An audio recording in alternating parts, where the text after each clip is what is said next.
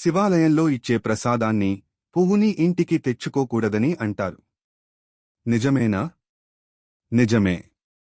సాధారణంగా మోక్షాన్ని ప్రసాదించమని కోరేందుకే మనం శివాలయానికి వెళ్ళాలి.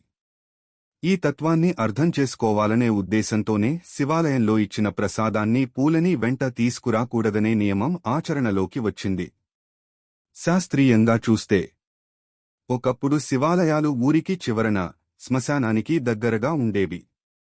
దాంతో ఆ ఆలయాల చుట్టూ శ్మశాన వాటిక నుంచి వచ్చే గాలి ప్రసరిస్తూ ఉంటుంది.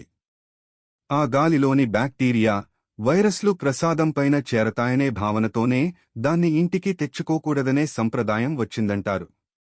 అంతెందుకు, శివాలయంలో కాసేపు కూర్చున్నప్పుడు కాలికి ఉన్న దుమ్మును కూడా దులిపి బయటకు వెళ్ళాలి. అంటే కాళ్లకు అంటిన మట్టి లేదా ఇసుకను మనం తీసుకెళ్లకూడదు.